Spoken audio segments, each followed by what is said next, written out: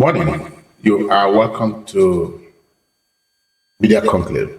Of course, this is the Southeast Media Conclave on Freedom Square TV. We are reaching you from our Enugu studios. Of course, you know Enugu is the capital of Southeast Eastern Nigeria. Governor Peter Mbah said tomorrow is here mantra. Suggests continuity. He suggests transparency and he suggests modernization.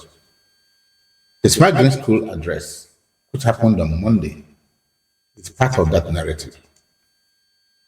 Governor Peter Mbah's administration, Enugu State is transitioning from public basic education into smart green schools, which includes eco-friendly infrastructure, solar power, ICT integration, because that means digital classrooms, internet labs, AI tools, or e-learning platforms, environmental sustainability, of course, green design, waste management, etc., etc., etc. The intention, boldly, is to ensure inclusive, quality, modern education, prepare our pupils and students for the future, reducing environmental footprints, and narrowing rural-urban education gaps. Enugu has been relatively peaceful in terms of public education reforms. But like everything else and everywhere else, expectations are high and skepticism exists. Today, we are turning our lens on a bold initiative that has stirred both excitement and debate. And what is that? The transition to smart green schools in Enugu State. And more broadly, the implications of Governor Peter Mbah's recent address to Ndi Enugu. Our theme this morning is transition to smart green schools and matters arising. Uncommon conversations between two public affairs analysts. So joining me this beautiful morning for this very important discussion are two respected public affairs analysts. Of course, to my left is Dr. Chikezie Obasi, medical doctor and analyst. He is the secretary of the Guild of Public Affairs Analysts of Nigeria, Enugu State Chapter. Dr. Obasi, good morning. Welcome to Southeast Media Conclave. Good morning, moderator. Good morning, our viewers. To my right, the cerebral academic, chief lecturer at the Institute of Management and Technology, but he's here not because he's a lecturer. We are here because he's a member of the Guild of Public Affairs Analysts of Nigeria, Enugu State Chapter. He's Dr. Chukwudi Anyianuka. Good morning, Chief Cyril Adioke, PhD. It's a pleasure to have you both. Thank you so much for inviting I hope me. I'm safe. I hope I'm safe being sandwiched by these two analysts. We're allies. You're not endangered at all. Definitely not. Okay, so gentlemen, thank you for joining us this morning. Let's begin with the vision itself. Of course, Governor Peter Mbah has pitched the smart green schools as the centerpiece of an educational transformation, eco-friendly, data-driven, and future-focused. If you listen to his speech, or if you watch his speech, this is a personal project. You say of everything he's doing, that is very close to his heart. And so I asked Dr. Obasi, in your assessment, I'm sure, I take it for granted that you've watched and listened to the speech and you read the speech. So if you did, in your assessment, which parts of this vision are most achievable right now? And which may be more aspirational than practical? First, I must thank the Enugu State government. It's a big link. To dream big is not an uncommon thing. It's not something that one would just wish it just happened. The schools we have today have been the same pattern of schools since 1960. Let me use 1960, when Nigeria was created, to this moment. We haven't had, much changes from that ideology. But his ambition to think it is worth it, to revolutionize the institution. Primary schools, we have, basic school this time around because it encompassed up to JS3. It's something that anybody would think it's something that is not achievable, but I think it has been achieved. I must thank the state government for thinking that way. And then, like, if I go straight to your question, which is most achievable right now, I think he has achieved that, which is transitioning the schools, the children to get into the school. When he made us that broadcast, it became clear that at the heart of Mr. Ndi Enugu, Barrister Ndi Enugu, that revolutionizing our schools and our basic education system is very dear to him. Of every project he has executed in Enugu State, that's one project that made him to broadcast to tell Enugu people he've arrived. That's one broadcast, the one speech that he didn't commission just by an ordinary saying our school has started, but he looked at it clearly that he has made that link. That link alone, that starting that school, because I heard so many of us saying that not all the schools are there. Well, how many percentages have been achieved? He was never bored by such stories, and he didn't wait. That movement, that transitioning alone, for me, it is the most important part of that dream. And I believe that he has achieved that. It's just a matter of time. Like he said, other schools will come on board. A few that have not really been changed will come on board. I can tell you that there are places where, if you look at those schools, you would understand that it's something that one should be happy with. For example, if you go to our primary school, the St. Cyprian's Primary School, it's beyond and I was so happy, I must commend the state government. It's beyond the normal smart school they built. You could see them, having high-rising structure, 1, 2, 3-story building. I think it's going up to second floor now. Gigantic structure, because that place has primary schools 1 to 6. So he is actually looking at that and he did a proper situation analysis, the volume of children there. And I can tell you that once that school is completed, because it's still ongoing, work is rapidly going on there. Once the school is completed, you would see that there is a link which he has done. And I can tell you, that's the most achievable thing. Transitioning from that, our old narrative, to a new point. Anybody that thinks that is not a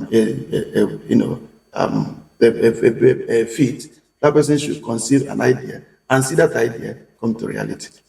Okay, if you ever thought that wasn't a good one, try to conceive one idea and see how easy or difficult to complete it. Dr. Anyianuka, from the current baseline of many public schools, how big a leap is this? This is a quantum leap. And if it is, are we looking at uniform progress across the states, or will certain areas get left behind? If you listen to the governor himself, he said, well, we're not saying we are perfect, okay, but we have a resolve. Resolve is ours. He said some will start, some may not. And of course, the next are saying that already there's a disequilibrium. Some people are going ahead of others. There's no more level playing field.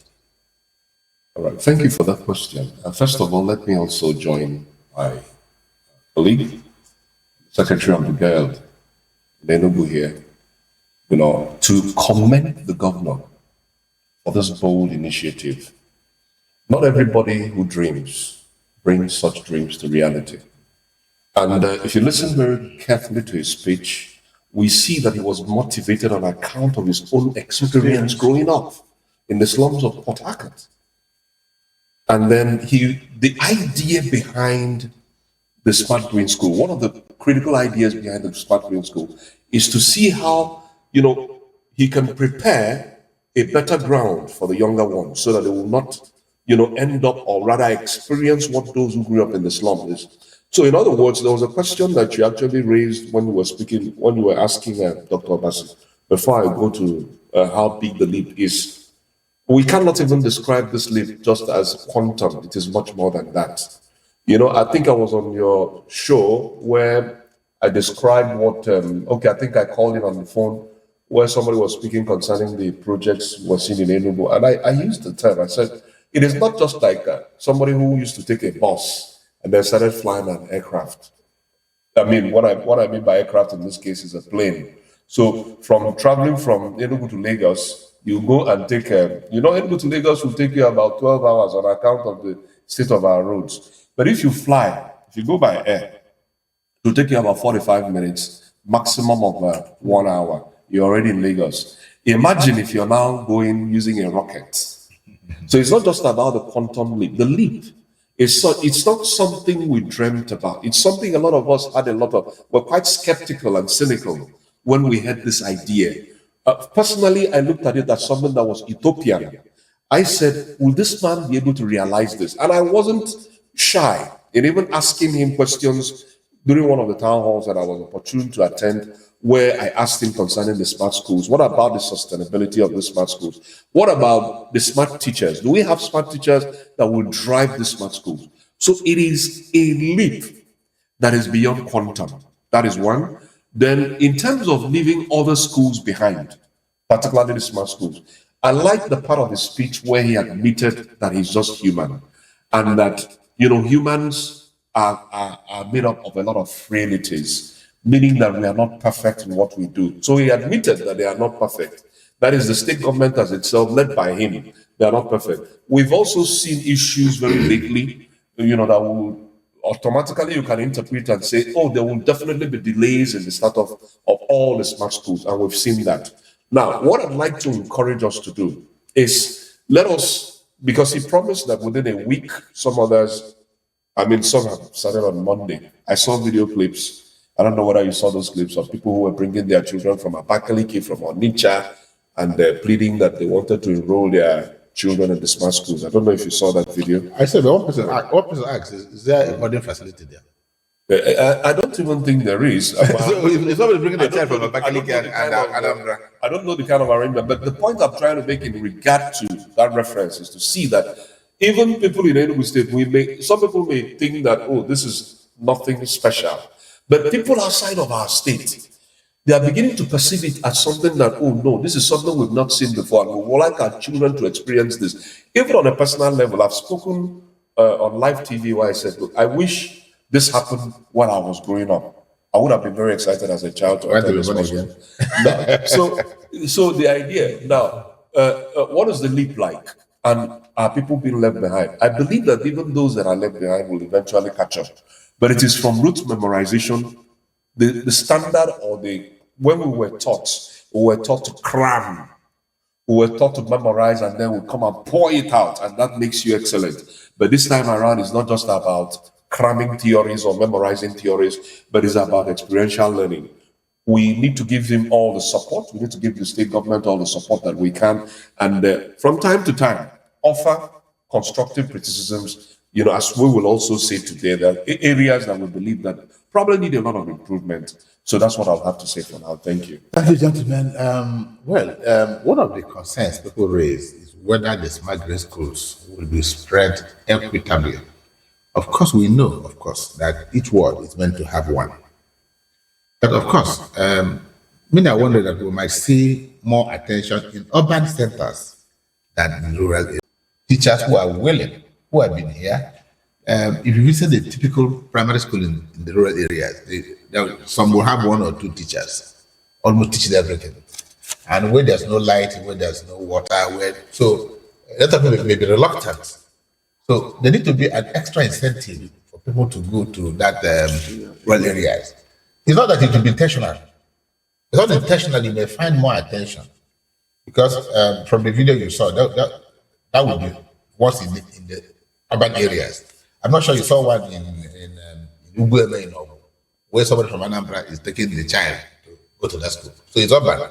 That shows already a little bit of concentration and is expected.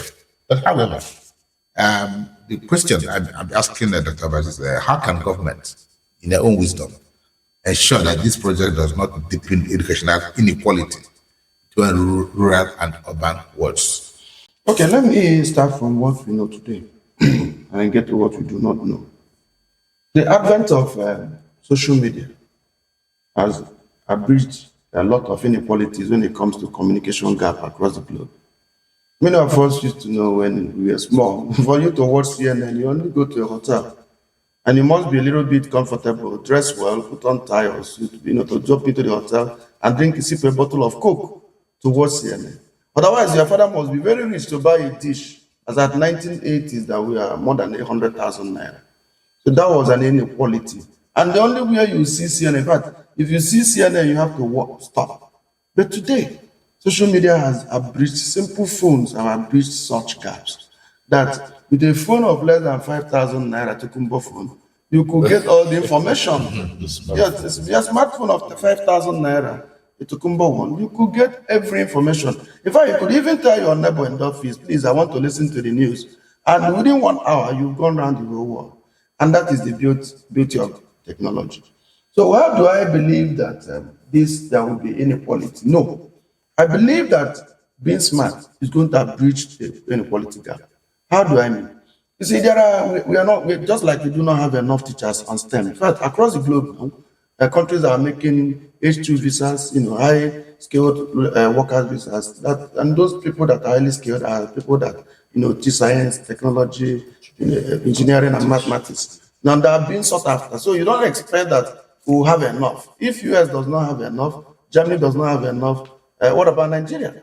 So what are we going to see? We're going to be seeing that using experiential learning, using visual learning, using internet learning, using a smart board, you can easily connect to teachers that are not within the remote areas, to give the students the same. Now, normally what we have in primary schools is a teacher becomes the person that takes these kids across all the subjects. But there are areas the teacher may not be the best. Now you could schedule lecturers, to come online and then teach them, as time goes on, and then they get to understand from a better hand. So you will see that Iedibo will soon become what is the organic. That organic does not need to go to KSAPs, to learn better off. And then it will give the ample opportunity for competition. For example, my children compete with kids that are, abroad. You see them sit down, talk with their friends, in Fabric, in London, write the same exam, and you'll be seeing them saying, I scored more than you. When you ask them, who are you talking with? Say, I'm talking with Thomas. We are in Germany, in London. So that's what technology could do. So at the heart of abridging this gap, these inequalities, is the issue of the word called smart. So if the smart is there and it is operationalized fully, or even not even fully, but given an optimal operationalization, we expect that inequalities will completely be abridged.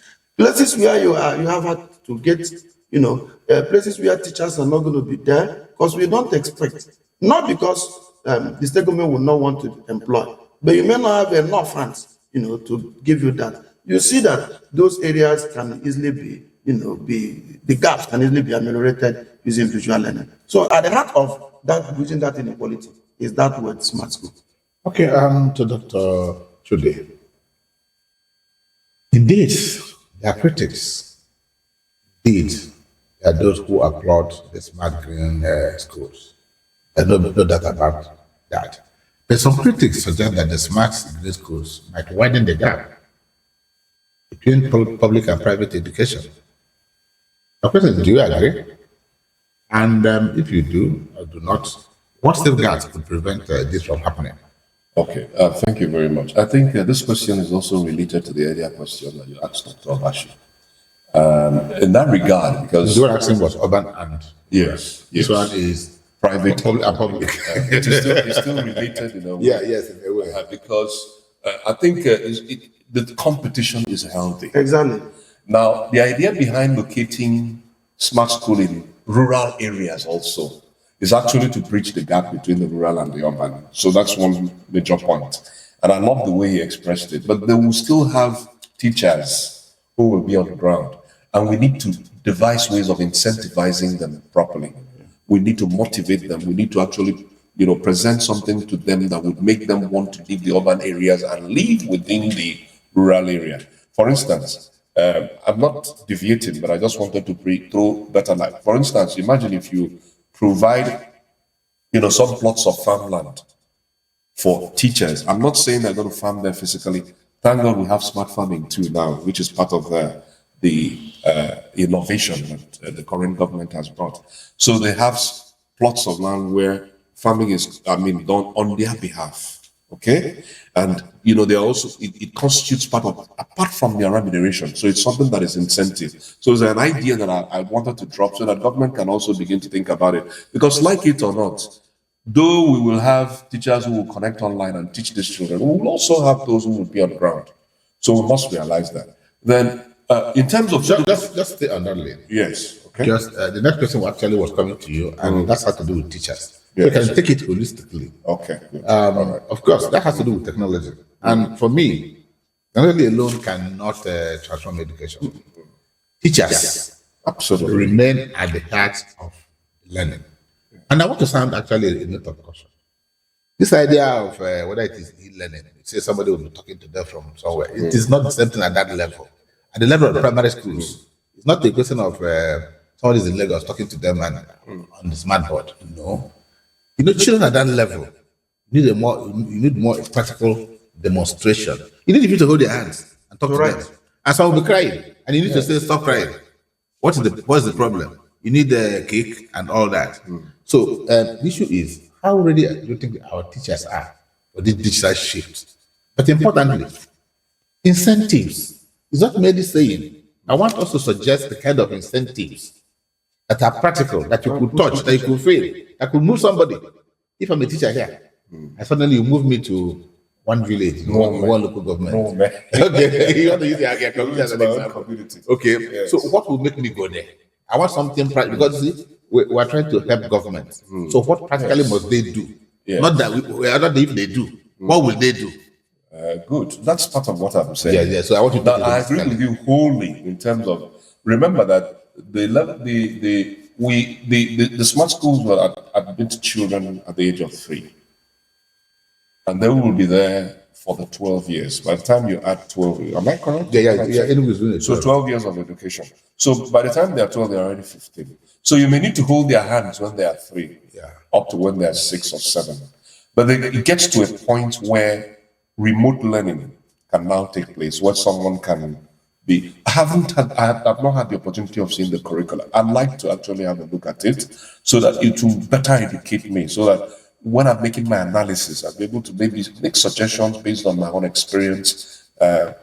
So now in terms of incentives, it's very important. To teachers. Somebody who lives in Enugu, who in the evenings might just come back and then want to enter an eatery and have snacks, you know what I mean, or have a drink in a place where a relatively comfortable place, might not see that. Though we have a place in my own community now that is actually, but then the person might not suit the kind of things he meets in urban areas. That is just the truth. So that is why I'm suggesting things that will. So the person has free accommodation. That's one incentive, and and for such learning, remember that those who are not tech phobia, or rather tech phobia, my generation has tech phobia, and people who are much older than mine. Though I'm technologically savvy myself, because I've had to actually train myself to the airport. Let us say the truth. We have teachers today who can't even boot a laptop. Let us say the truth. Not to talk about even seeing one before or owning one. So we need a generation, young people like my own children, Gen Zs. Yes, we need them. They are the digital citizens. You understand what I'm saying? They are the netizens today. So we need people of that class to be engaged, to go and teach these children. Of course, it's not just about teaching them about technology and understanding how to use all these digital tabs, but there are other areas of education. Remember, education is not just about coming to, you made that point, somehow. Education is not just having the knowledge, but how do you communicate it? How do you relate with the children? How do you relate with the environment? Yes. Remember, you're talking about rural areas. Someone who is used to being in an urban area already has a lifestyle that he has actually developed. He may not understand the culture. You understand the norms and the traditions of the people. And these things might become a conflict. So we need to properly educate them in all aspects and then provide incentives. I talked about farm. It's a typical way, apart from free accommodation. Well, a farm, the person is earning money, okay? Additionally. And they ought to be paid well. They should be more remunerated than those who live in the city. I honestly, because you may say it costs more to live in the city. But imagine a young man who just graduated from the university and he knows that if he spends 10 years in this rural community, someone who has, a lot of information and is quite humble, and quite sensible, he will prefer to stay there. So he knows that he can save up within the next 10 years. All right. So they need to be paid well. They need to be accommodated. They need to be given additional incentives for instance, like our soil in my own community, we grow food a lot. You understand? And food is relatively cheap if you cook yourself, if you don't go and eat out. So if you buy the food. So these are things that will incentivize them and make them want to stay. Okay. Of course, I know if Dr. Obasi is sent to rural area, even as a medical doctor, you need to provide. You guys have always been going on strike over certain allowances. Okay, certain allowances. That is true. Yes, you needed this, you needed the hazard this, hazard that. So teachers would also need the hazard. Yes. So, Dr. Obasi, beyond gadgets and internet access, should the curriculum itself be reshaped? For instance, with coding, digital literacy, and environmental studies. Let me start with the exam because there's a way to go about and becomes a little bit cheaper. Government may not want to pay differential salaries because of what it might cost. The government can actually provide incentives that would cushion away that, taking away your salaries and giving you more money in your hands. But you mentioned the accommodation. Let's assume in an environment where they have accommodation, they have access to water. And that water may not be so much, just digging a good borehole there. They have access to internet services. They have access to solar panels, so they have 24/7 electricity. They can communicate to the outside world. I can tell you many of the young ones who go to the village to live. Many of my colleagues who live abroad, they don't still live in the town. Many of them go to the rural areas to stay. But these are the basic things that drive them. If I am working in a rural area, I know clearly that the food is cheaper. Some parents may even appreciate you by bringing food to you. So it becomes an incentive on its own. And it's pollution free. Yeah, it's pollution free, noise free. You live a more sane life, provided you are communicating with your colleagues. Also, that's why I talked about free access to internet. So they can have all of that communication and then they are not lost out. So you find that these are enough incentives which government can maintain without putting hole in the pocket of government. So someone said that, and you said clearly about changing the curriculum. Of course, the world is dynamic, and if you don't change curriculum, then it means you're making a mistake. This year, in January, the government of China began a test run by changing the curriculum of primary education. Their target is that by the time every child gets to 15 years, is extremely tech savvy. I didn't say tech savvy, I say extremely tech savvy. They started from primary 1 to experiment, use of AI, use of coding languages, and so on. Why is this so? The world is going robotics. The world is going into nanotechnology. The world, in fact, that's the culture, that's the digital space, that's the environmental space the world is coming into. So you discover that you must change the curriculum to meet. The world is going simulation. Previously, people would sit down and find it difficult to explain things they want. So now people can easily draw. Can easily simulate things. Multiverse. Yes. So you can understand that you must shift your curriculum, not losing the vital ingredient of what you had previously. For us in medicine, when we buy big textbooks, they will always have two versions. One is the e-version, another one is the hard copy. Now, the e-version, you might see, let me take example of what people may understand. The heart, bit of the heart. Now, in the book version, you might see the arrows where the blood pumps in and the blood goes out. But if you look at the E version, you see the real heart pumping. So you see that these are two different issues. The hard copy helps you to hold and make a feel of what it is. But there's an enhanced learning by you going visual to understand. So the curriculum experiential learning. Yes, the curriculum has to change completely. And I'm sure they are doing that. Even in Nigeria today, we got to understand that they've changed the curriculum. Yeah, and then completely. It's an overhaul. Yes, my child who is doing in SS1, I just saw them give them data books. for data analytics. So they're going into data analysis, data analytics, machine learning, going into, so the system is changing. These days you can simulate to say, I want to read about the world, Second World War, what causes it? You see it come up, answers will be given to you. So surely, there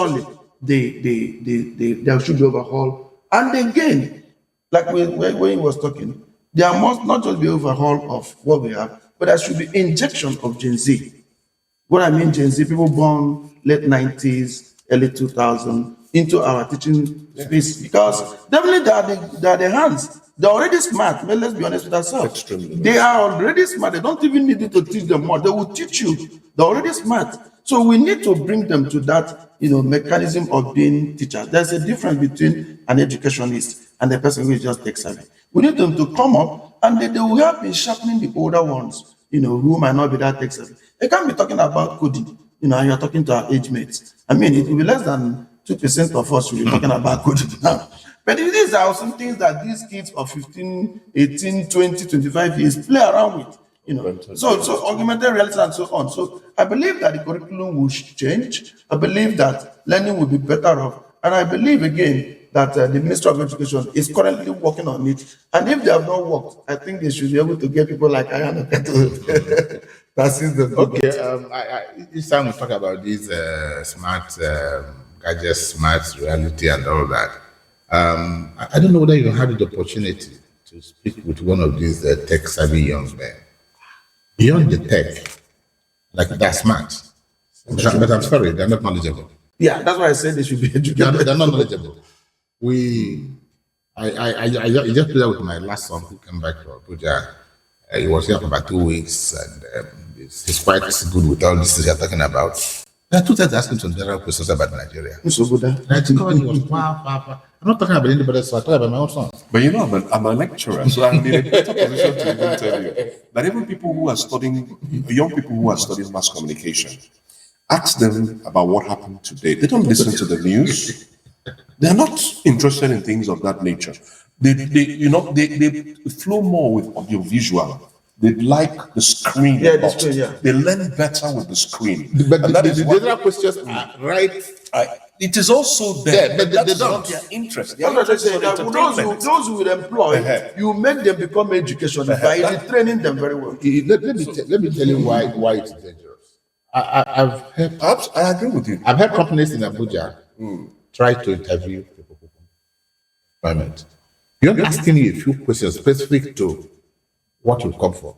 That's the general questions. Yes. And they flop. They flop completely. Not they flop dangerously. In fact, let me tell you, let me not mention the person's name, Don't mention anybody's was name. asked a question, I think on Nigeria reality show. Yes. Was Is it not asked- the Big Brother Nigeria? You are mentioning something. No. And he's a lawyer. We need to actually mention it. You should know why we should mention it. You should know why we should And it mention was- it. it was- so that people will understand the danger was- of following such programs. And it was very embarrassing. It was so embarrassing that a simple question that my son was like, why are they filling it? Almost all of them, Yes. without one exception, failed. failed, all of them. I think they were asking, one of the person was asked, do you know Ojukwu? I said, who is Ojukwu? Who is that? Who was So what it simply implies that, and you know clearly, we always say, one who does not know a history of where you are coming from would not exactly know where you are. Maybe that is why we must applaud, as it were, the government for bringing back history Making it compulsory. and making it compulsory. Because let me tell you, We should also be very careful about the content, the curricula, history. no, What will they be teaching? No, the history we are having today is no longer history of who discovered Nigeria. It's not Mungo. It's history that is positive to us. There's a work we have on, which my reviewer is saying, look, the title you get to the book is too narrow. We call it Lessons from the Nigerian Civil War. Okay. So somebody came here yesterday, did a review of it, said, no, I'm going to find a new title for this. Because it simply tells you about the history of Nigeria. Exactly. From, in chronological order. Yeah. What has happened, timelines and all that.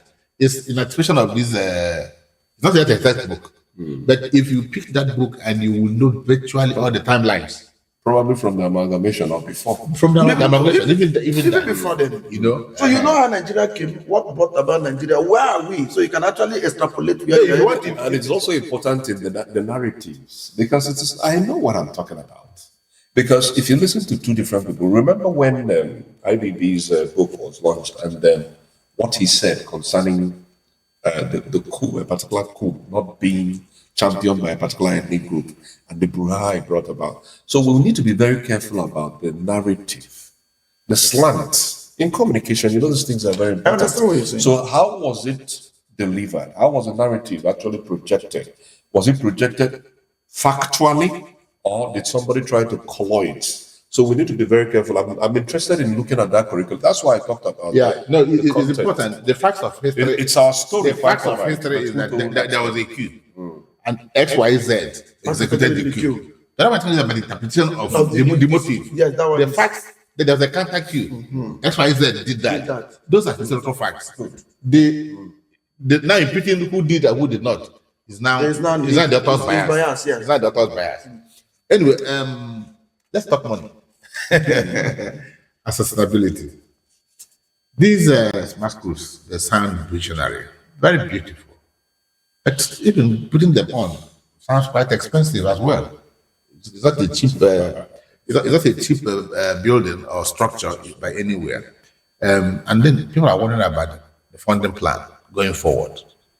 Free aqua, free food, especially everything, clinic and all that. Is that sustainable? And is there a possibility of some hidden costs that might come along the line? What are the children? And I do not know whether the GTC as constituted is also part of the Green Smart Schools. If it is, there's just something flying on the internet that seems to suggest they're going to pay something close to 300,000 naira for this step. Is there anything called free lunch? There is none. Even in Freetown. Even in Freetown. I remember when Sullivan started this free maternal and child health, some of us criticized it. We said, on the hindsight of health economics, that there's nothing like free lunch anywhere.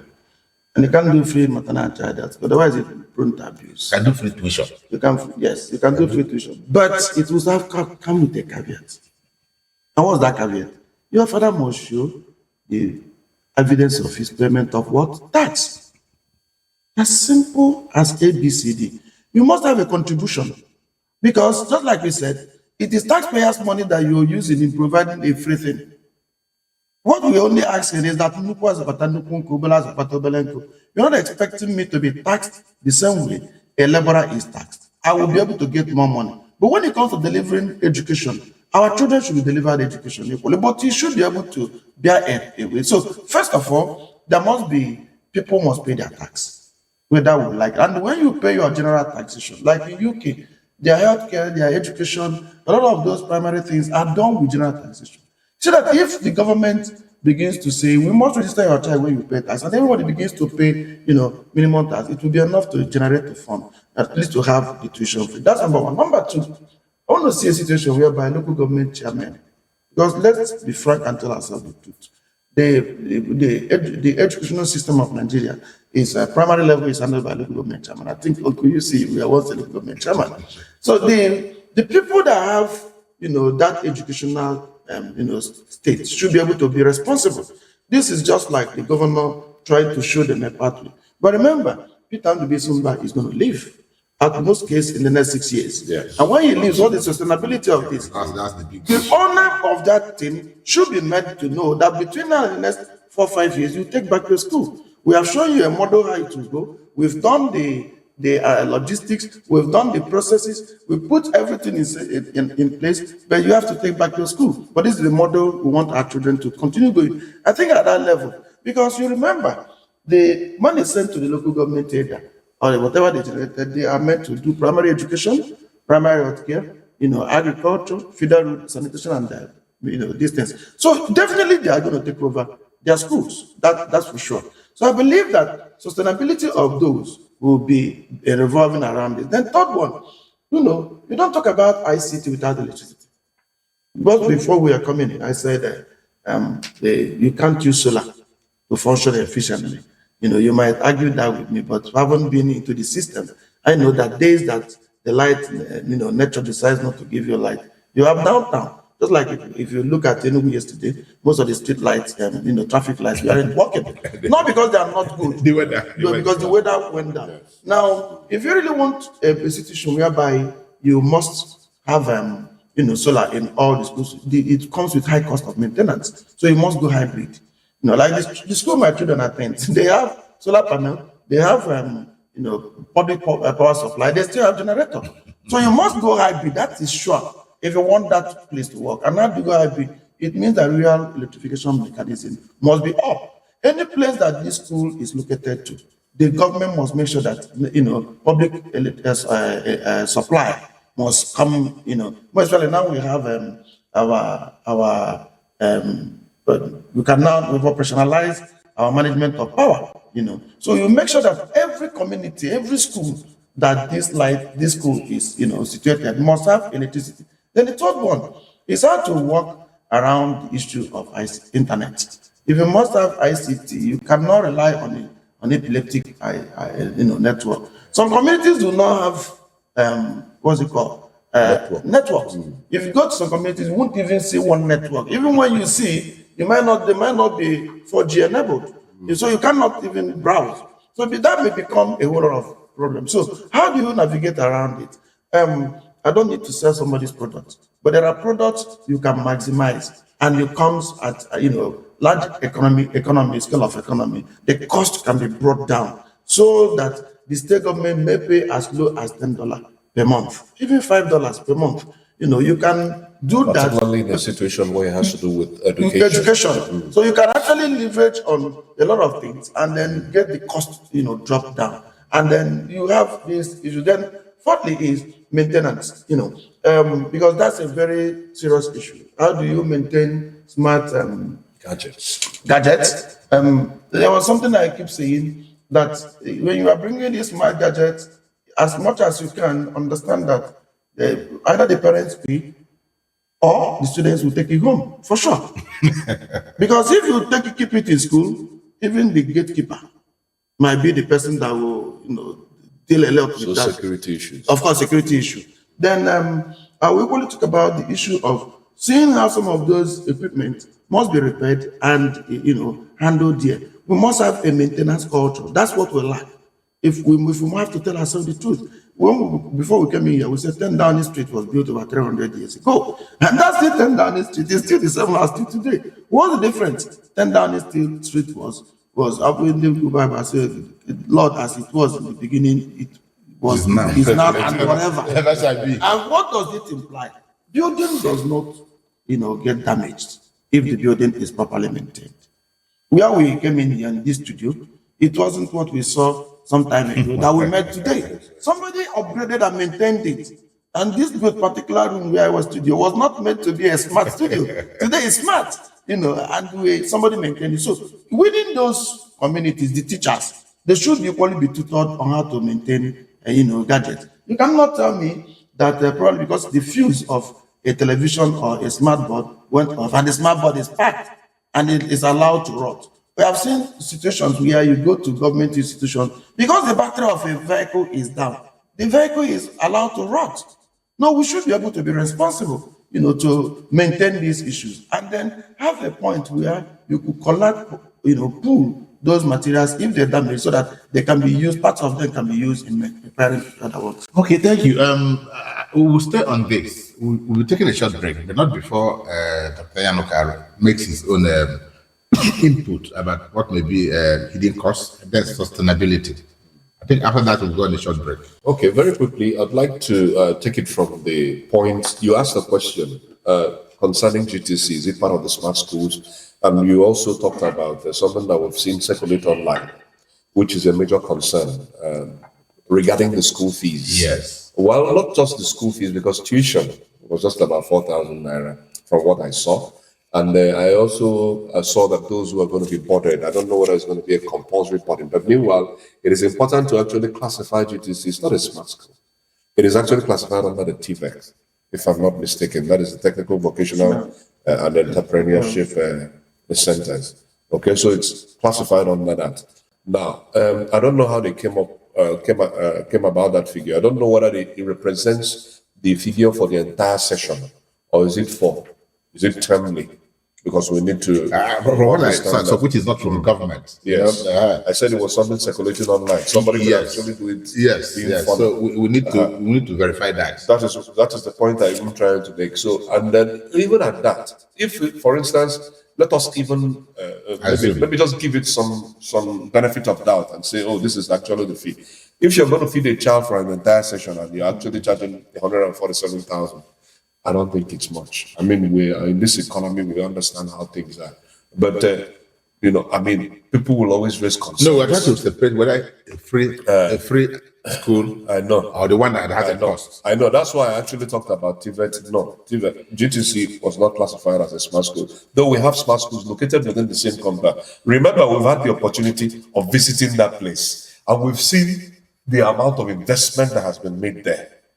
Honestly speaking, anybody who will go to that GTC, it's important to mention it. I believe the person will actually gain much more based on what we saw on ground. Okay, now in terms of sustainability, feeding the children for free, in my community, I talked about food availability. Though I think government is actually going to be taking too many things at the same time. That's the truth. But in terms of like in my own community, Free uniform? let us assume that yes, because it's cost intensive. Yeah, it is. Imagine if you have about 1,000 students enrolled in that particular school. You understand? So you're going to make all their uniforms available. Okay? You'll make, but remember, we started by talking about the infrastructure in itself, the structure, not even the infrastructure. Because infrastructure also includes even the software, wares and all that. So the structure in itself, we know how cost intensive that is. Then we'll talk about the equipment. You talked about, solar power. So a whole lot of things have gone in there. Training of teachers in the experiential learning center, providing them with free accommodation. You understand? So it is cost intensive. That's why the question. It is a lot. How sustainable could It that be? lost a lot of money. But I like the approach, the idea that Dr. Obasi brought about communities also owning it, the local governments also owning it. Now one beautiful thing that it will do, is that children will want to go to the school. That's the truth. If you're giving me free meals as a child, you know how children are excited about things of that. When a child who attends there comes back and narrates to a neighbor, a friend, the child would like to. Okay, mommy, I don't know if you understand. So one thing is that it's going to pull them. So I think that's the idea that government had behind providing free meals. Apart from building them nutritiously, we have a medical doctor with us here. He knows how important meals are to children. Development of the brain, you understand, helping them, learn better. So those things are important. So I think it's something that, we may need to ask further questions of how that's going to be funded. Tax already, the tax policy is already in full implementation in Enugu State. A lot of people are still complaining, but they are not also seeing it from the perspective of, look, this is where this money will be going to. So in terms of money, yes, money is a critical factor. Sustainability, it depends on how we handle it. Certain policies, policies are not actually anchored on steel or on iron or on stone. So areas where government needs to look at and begin to make certain adjustments, I see nothing wrong with that. Okay, we got a short break. Before we do that, let's also point out that beyond a few places where the distance from homes to schools are very minimal, there are many areas where kids need to do some kind of more than an hour trek. I take my place for an example, and I know that somebody in Mako who's going to Mbudi, from where it started in Mbudi, will do. We drove around the area the other day. It rains, bros. You can't even go there if it's raining. It's You must very, use- you very must much. use, Okay. Then the other thing that So those are areas that government will. The other thing accompanied it is the area of security, which we'll go with speak when we come back on break. When people know that kids have to travel this distance to school, and then maybe put in a bus, it becomes an easy prey. So you need also to provide security along. So sustainability is key. And as we speak, I try to address the government's mind to these issues as the schools are just reopened. Don't go anywhere. We're back shortly. Uchenna Cyril Anyianuka in Beijing, China. This is Freedom Square TV. Looking for comfort, luxury, and style? Welcome home to House 32 Apartment. At House 32, you're not just booking a room, you're stepping into executive elegance. We have a 2-bedroom luxury suite,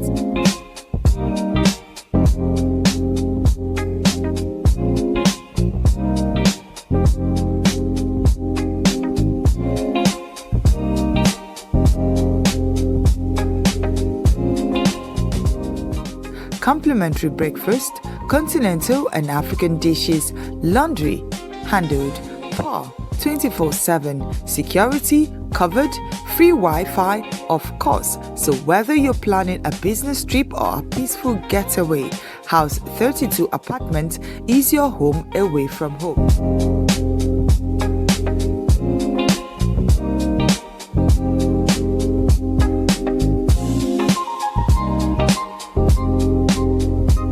We are located at number 32 Ogidi Street, Enugu. Call now to book or email house32enugustate@gmail.com. House 32 Apartment. Live different, stay better. You are still watching Southeast Media Conclave and on Freedom Square TV. Before we went on that short break, I was talking about security. We talked about sustainability and now the issue of security. Because, but for a few words that are, so to speak, quite close-knit, because that a few other words, children need to trek some distances. Some would actually require transportation. I think that government has been quite laudable in trying to provide buses that will help in some areas. But it poses its own security challenge. And should we? How do you think government will ensure the security of one, which Dr. Obasi spoke to, the gadgets and the equipment in the school, one, and then ensuring that people who trek to school should go back really, and those who also board a bus to school will also, because security is an issue, and it's something that must not be left to chance. Okay, first of all, let me speak concerning the preservation and protection of the equipment. I think in terms of preservation, Dr. Obasi actually handled that very well. So let me talk about protection. In my own community where we have a smart school, what we did was, I think it was actually government who asked every community, you understand, to set up what we call a monitoring team, an oversight team that would not only ensure, because this was actually instituted when the work was still under construction, and for those whose schools are still under construction, that team, I'm sure, should be operational. If it's not, it is operational in my own. So they monitor to ensure that the projects are being built to standard. That's the truth. Within the community. I happen to be a member of that team, so I have that idea. So that at any point, and we have professionals who make up that team. I'm just a communicator, but we have engineers, we have builders, we have people who are actually vast in construction, both in road and so they are monitoring all these things to check. Look, are you using the right amount of rod and all that, so that we don't want a collapse tomorrow. We've seen some areas where that happened, and that wasn't very good for the Enugu state government. So in that regard, it's important that also that team, the community should own the project. The community, if the community believes so much in this project, they should also set up a security outfit. I don't think there's any community in the Enugu state today that doesn't have a neighborhood watch. At least we have that in my own community. I don't know about yours, but we have a neighborhood watch. And the neighborhood watch works also with the monitoring team to make sure that people actually posted there. I know you're asking the question from the perspective of government, what should be government responsibility? Government has done its part. That is my own personal view. And I think the community should also do its part to ensure that those things are protected. Then in terms of distance, because that's another major area, where children, we haven't even talked about who will provide the vehicle that will take them in cases where the school is quite far. And you did mention about a particular area where one has to even travel. They went there, right?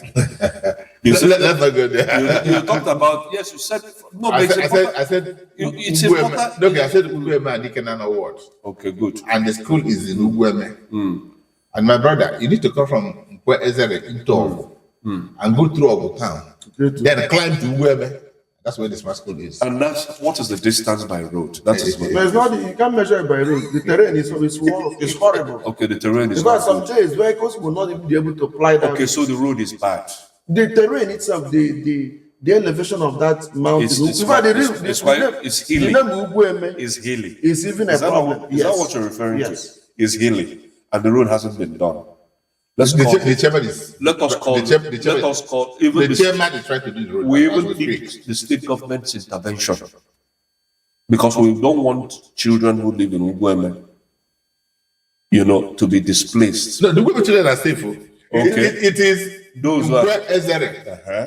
Never Ogunta going there. That's in danger. So what we're saying in essence, we need the state government's intervention. Let this be an opportunity for us to also bring this to the attention of government because that's our role. Yeah, that's what we're doing. Please, we need the state government's intervention because the local government may not be able to do that road as fast as we will require it, so that these children will not be displaced. We want them to be part of that smart school. So that is it in terms of that. Then, who will provide transportation?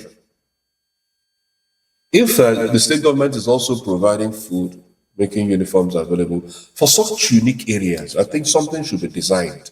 Some kind of intervention. Maybe the local government, maybe they should pick up that part of the bill, have a vehicle available that on the condition that the roads have been done. Because you talked about security.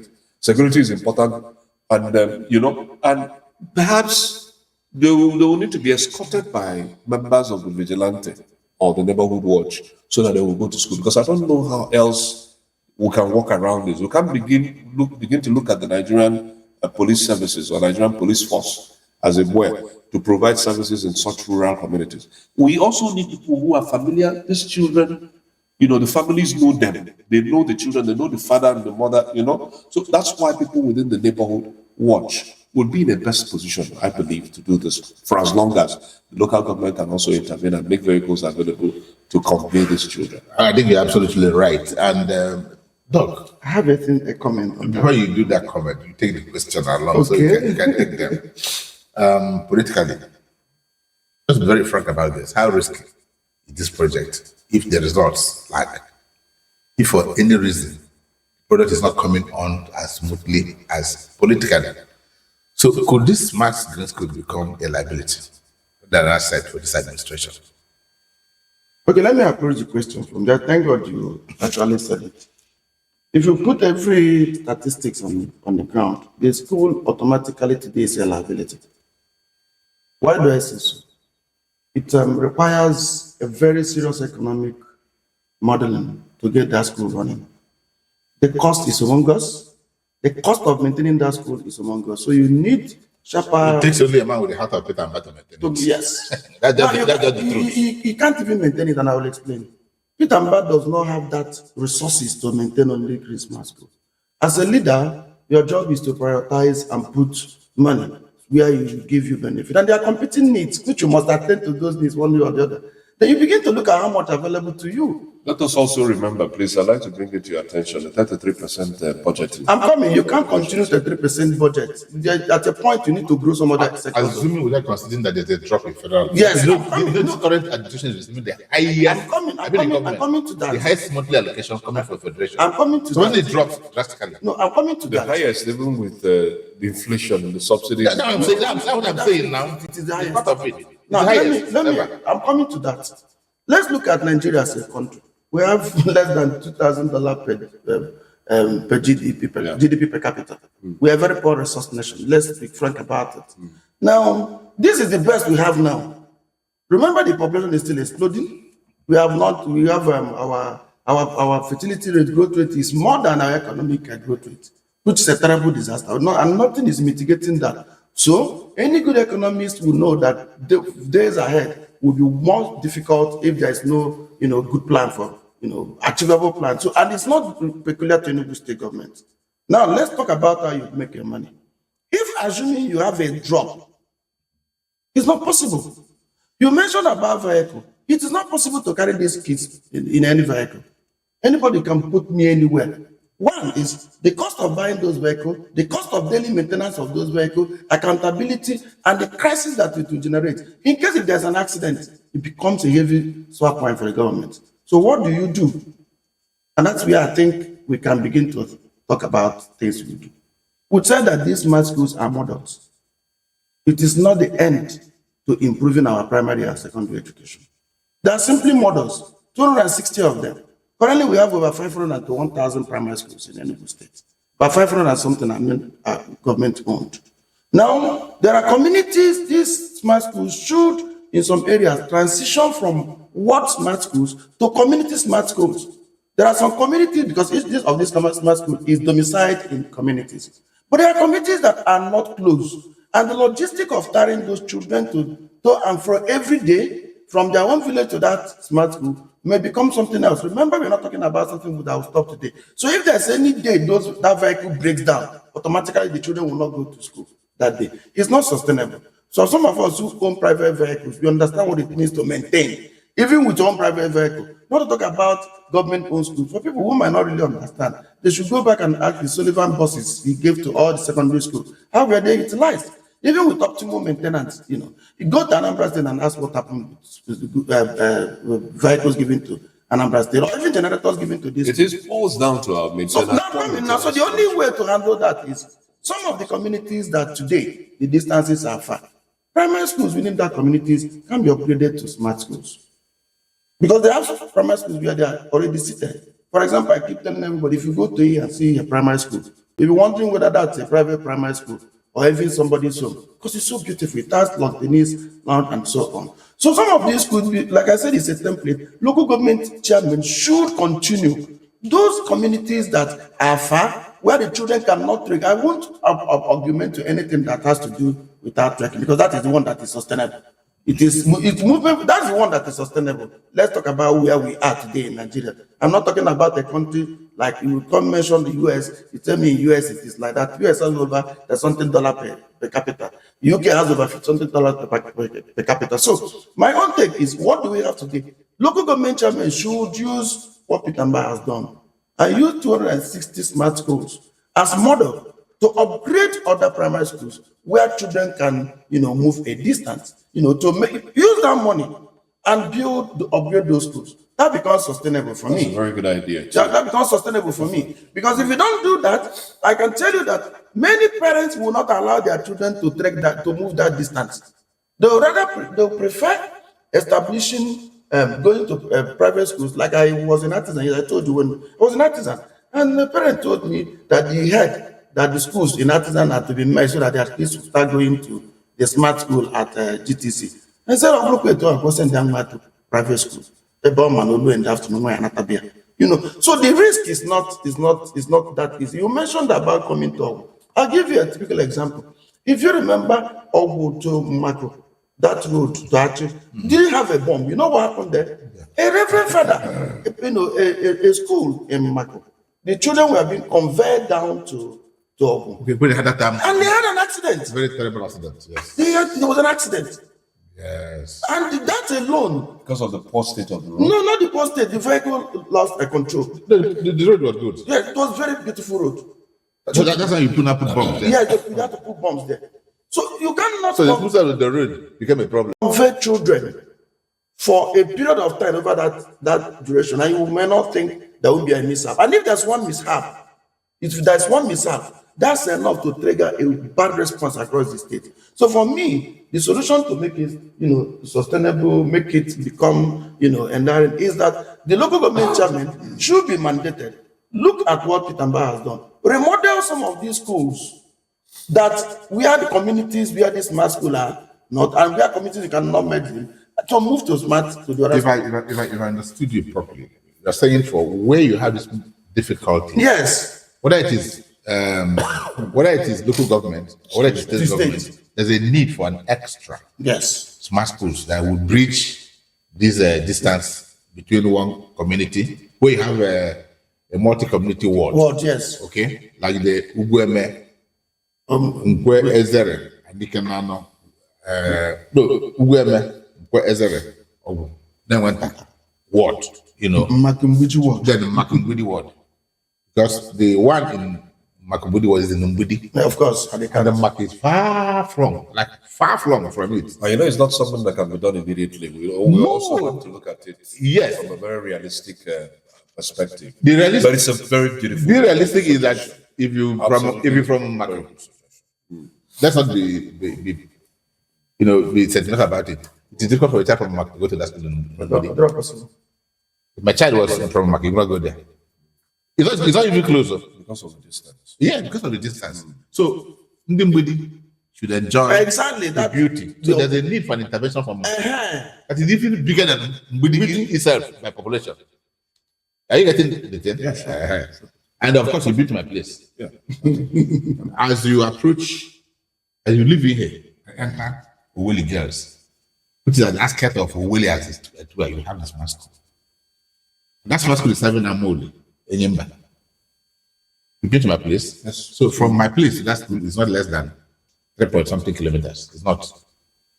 But from our junction to this where we did my mouth burial is 3 kilometers. And that's not what a child should trek in the morning. And then if you are going further to my sister's, which is married to, you do another 3 or 4 kilometers. So from Enyimba to place about 6 kilometers. And so you see. And the bus could do that, but that bus has to do Amoli, do Ugo, do Obugo, and bring them there. Before 7:30. Before 7:30 every day. And then this is a good opportunity for us to advise government. Yes. Government has a very, very laudable project. What I'm saying, areas of improvement to make it seamless. Gentlemen, I think we should actually come to the end of this conversation. But this question is for both of you. Let me start with you.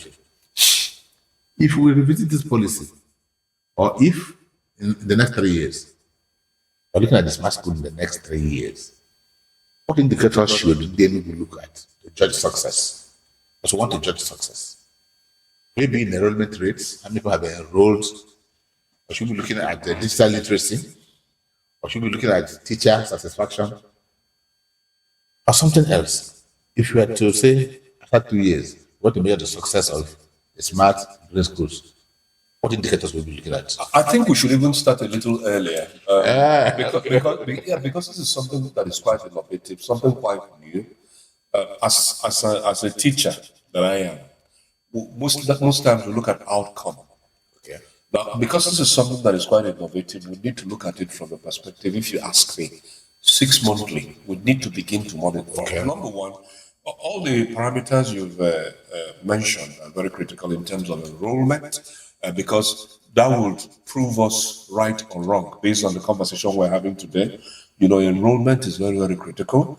And then we'll look at, because the first 3 years, somebody who actually was enrolled in the kindergarten. Okay, fantastic. Would have, then we'll begin to measure. But then the measurement would be, there are things we noted here. How have they been able to maintain the solar power? Has it been functional? That is why we need to do a 3-monthly check. A monthly check. Okay? Monitoring. That's actually what it is called. Monitoring and evaluation. So that wherever errors are noticed, the advice is given and then correctional measures are taken. If we say let's wait till 3 years, it might be too much. So that things were not working based on government plan. 6 months. I'm even recommending 3 monthly.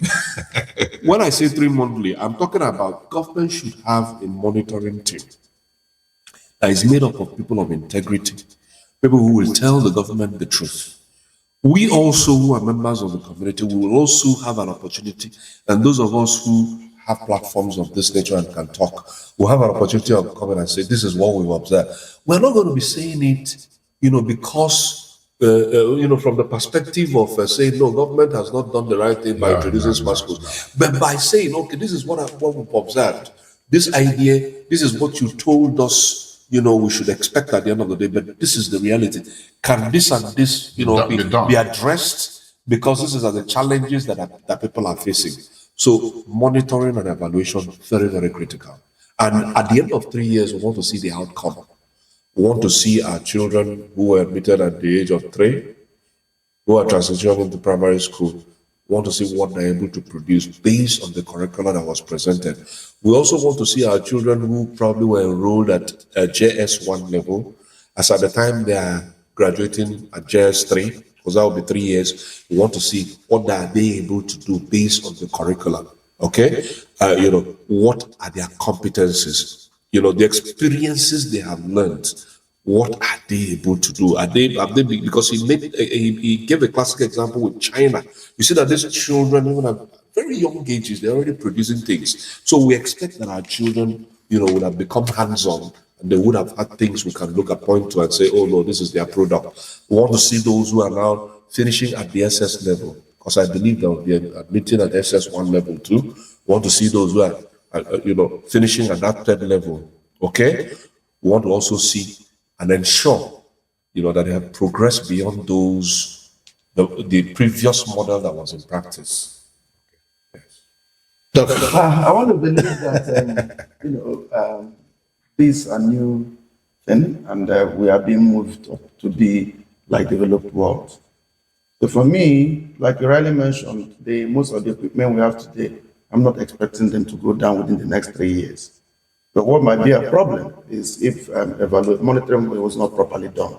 So I believe that monitoring and making sure that those equipment get to their timeline and the replaceability of those equipment. So by the end of the 3 years, like I want to use the timeline to use, how many of these smart bulbs are still working? How many of these the tabs? Yeah, the tabs are still working. How many of the solar panels are still working? How many of the roofs are still optimal? Our smart, for those of them that have green farms, are they still optimal? That's number one. Then we want to see retention rate of the teachers. You've taught these teachers, have they been retained? 100% of them. How many of them have actually been retrained? Trained and retrained. And how many of them did the system retain? And then we want to see our children that in the next few years, we should be seeing the primary school child, competing with other pairs across the globe, because by the time you get into smart, it simply means that these children are connected across the globe, and you want to see children that will compete with their peers passing through primary school in London, in France, those that we have in Finland, those that we have the same curricula with. Want to see them compete favorably. How many medals we are able to win, and then that's what we want to see.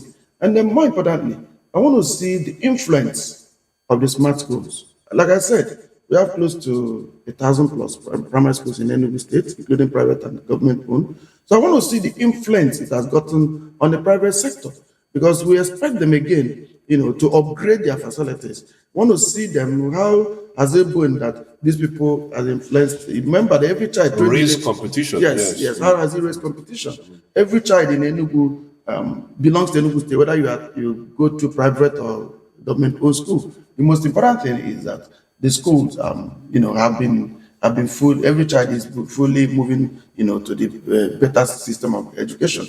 Then finally, I want to see in the next 3 years how many children are still studying in the old manner. Okay. How many of the government schools have we retained that have not migrated, to the new smart mechanism? Because definitely, just like you said here, there are still some communities that may be difficult.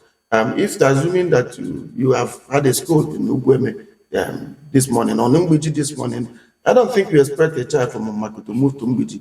So in the next 3 years, have we seen every child being enrolled in a, into a smart school? How many communities are left out and how many children are left out? And these are the measures we want to see. But more importantly, we need to see the monitoring going on periodically.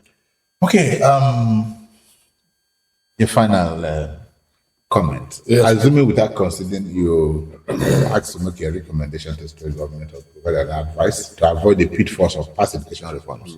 Because this is not the first time we're having a major reform in the education sector, not in Enugu State, not in Nigeria.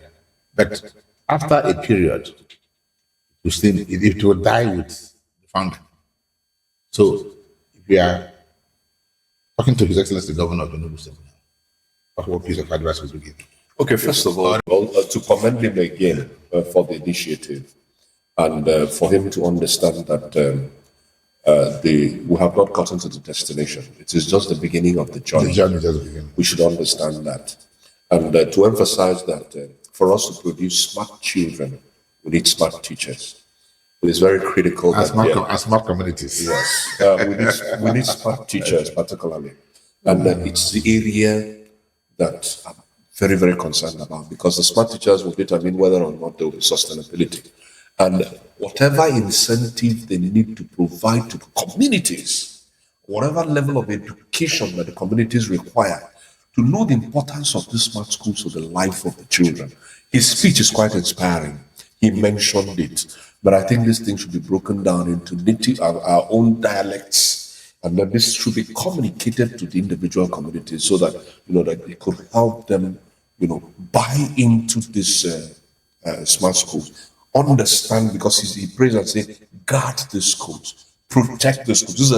Take them as if they are children. Those were his charges. Take them as if they were children. Take them as if they are children. We need these things to be broken down into our individual dialects. Yes, you know what I mean? I'm speaking my own native language now. And the way it will be communicated to the Amoni person, or even to the Mako person, might not be exactly the same thing. So we need to be able to consistently drum this into the ears of our people, and so that at the end of his period, but like you said, at the maximum 6 years from now, we will still have another government that will come. This schools will continue to become a reality, and then it will now transform the face of Enugu for the better. Because the idea behind it is to bring back the dollars, to bring the money to the Enugu, so that the Enugu people, one of the major philosophies behind the spending in the school is that he has looked at education as a strategy to bring about zero poverty to Enugu citizens. And I believe it is possible. Thank you, Dr. Obasi. What would you, if Peter Mbah is facing you one-on-one now on this issue, what would you tell him? There's always a gap between the people and government in that place. And that gap has actually led to poor maintenance of government infrastructure. That gap is what is going to preach. I use here as a case study. If you go to here, the community, the leaders, the community owners, actually, that's the guys in the USA. Yeah, on the school. CIC Enugu is another case in point. We have people who passed through that school, came back and said, let's get our school. And today, if you go to CIC, you would think it's a privately owned institution. So that gap between here government and here and Kai is what the government must make sure that it bridge. So what do I recommend? I recommend that there's a first need to make sure that town union, community ownership of these schools are quickly operationalized, such that maintenance will be part and parcel of that. Number one. Number two, local government must take part and take back the primary schools. Government should, at state level, should become a policy maker, policy monitor, and then the local government area should do their own part. And then number three, to partner with NGOs so as to make it transparent. How are these teachers recruited? How are these things operationalized, maintained? And then making sure that not when I was in a journalist wants to get an information, he said go to Commissioner for Education, freedom of information, because that is the only way people could actually scrutinize what's going on. We are talking about, this is not an empty classroom. Talking about a tech classroom.